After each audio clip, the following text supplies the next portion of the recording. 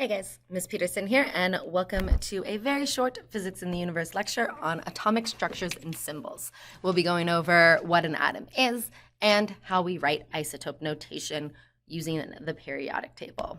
So, let's get started. What is an atom? Okay, atoms are the building blocks of matter. Okay, so anything that has matter is made of atoms. These can be solids, liquids, gases, anything like that. Okay, now all atoms are composed of protons. Protons have a positive charge and they hang out in the nucleus. The abbreviation used for protons is a P positive. Neutrons have no charge and they hang out in the nucleus. Okay, now protons and neutrons are the ones that have mass. Okay, a mass of approximately 1 atomic mass unit, which is about 1.67 times 10 to the negative 27 kilograms. Okay. Now, electrons have a negative charge, and they hang out outside the nucleus. These are going to be less important in our journey in physics as we look at nuclear reactions, okay, or ones that occur in the nucleus, but electrons are there too, okay? So, the list of all of the atoms that have existed, everything in our world is made up of just about 100 different atoms. The periodic table is a list of all of those atoms organized by atomic number.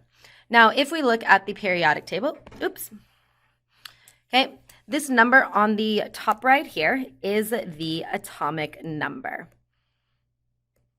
Okay, the atomic number. This number tells you the number of protons in the nucleus. Okay, so the atomic number is the number. Having issues getting my slide to go to the right one. Okay, the atomic number is the number of protons in the nucleus of the atom, and that is the identity of the element, okay? Atoms are identified by that number of protons, so that's why it's up there on the top on the periodic table. Now, down here at the bottom is the average atomic mass, okay? This is the average of all of the different isotopes of those elements, okay? So it's not that we have carbon that has 6 protons and 12.01 neutrons. Rather, it's that carbon most of the time has a mass of 12, 6 protons and 6 neutrons.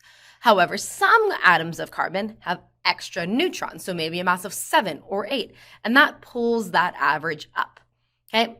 So whenever we do these, we'll use isotope notation, so we'll be specific. Normally, we won't need to worry about that in our class, but the atomic number, the identity of the element, that's going to be important. So, what about atomic symbols? This is what we're going to use for writing nuclear reactions. You'll also see these called isotope notation. Okay, isotope notation. Because it's when we're talking about a specific atom. Okay, so X right here, that is going to be the symbol of the element. Okay, that's what's on the periodic table, those letters. Okay. This number Z is the atomic number, aka the number of protons.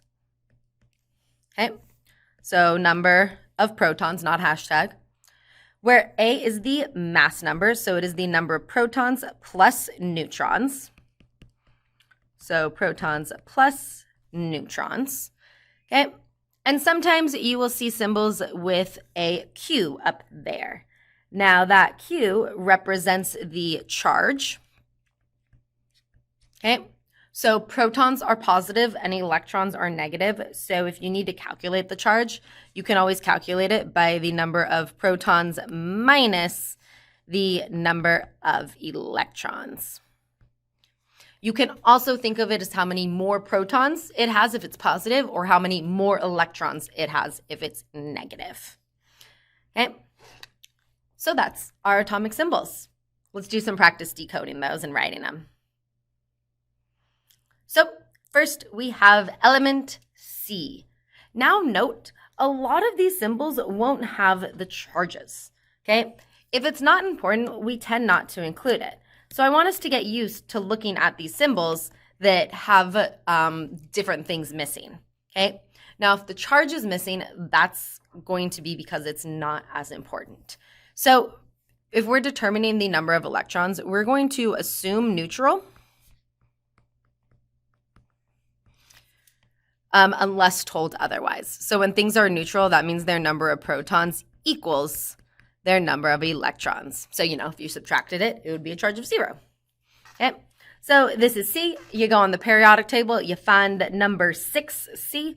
It is carbon. Carbon always has 6 protons because that is who carbon is, okay? If it doesn't have 6 protons, it's not carbon. But carbon can have 6 or 7 or 8 neutrons. This atom of carbon has a mass of 12 and then 6 protons, so 6 neutrons. And it's not telling us the charge, so we assume it's neutral and has 6 electrons. Now this one, we have a 4,2 He. That is helium.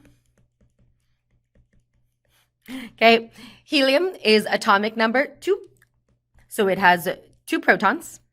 Okay, its mass is 4, so it has 4 minus 2, which is 2 neutrons. And then it has a charge of +2. So that means it has 2 more protons than it does electrons. So it must have 0 electrons. Okay, cool. Okay, cool. What about this last one? This one, it doesn't even give us the atomic number. How are we going to find the atomic number? Well, it's Fe.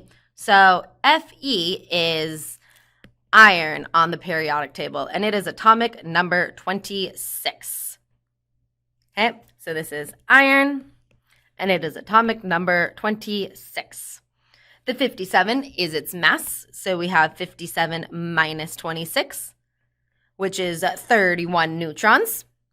And it doesn't tell us the charge, so we assume it is neutral with 26 electrons to balance out its positively charged protons. Okay, cool. Okay, cool. One last thing that we're going to talk about, which is how atoms change. So, if you've taken a biology or a chemistry class, you've probably written and seen a lot of chemical reactions. Okay, that's things like we got H2O and it's turning into hydrogen and oxygen gas. Okay, that's a chemical reaction. In that, the bonds between the atoms are breaking. So the oxygen and hydrogen bonds are breaking, and then it's forming the hydrogen bonds and forming the oxygen-oxygen bonds. Okay, but the atom itself isn't changing. It's still hydrogen, the same hydrogen it was. It's still oxygen, the same oxygen it was. That is different from nuclear reactions. Nuclear reactions are reactions in which the atom itself changes, okay? It gains or loses protons and becomes a different atoms. In a nuclear reaction, the nucleus changes. So that's like the fusion reactions going on in the sun, where we are fusing different hydrogen atoms together to create helium atoms, okay? The actual atom itself is changing, and that's what we're going to be focusing on in this class. Okay, so do you understand isotope notations and what atoms and elements are? Hope so. Okay, cool. Okay, cool.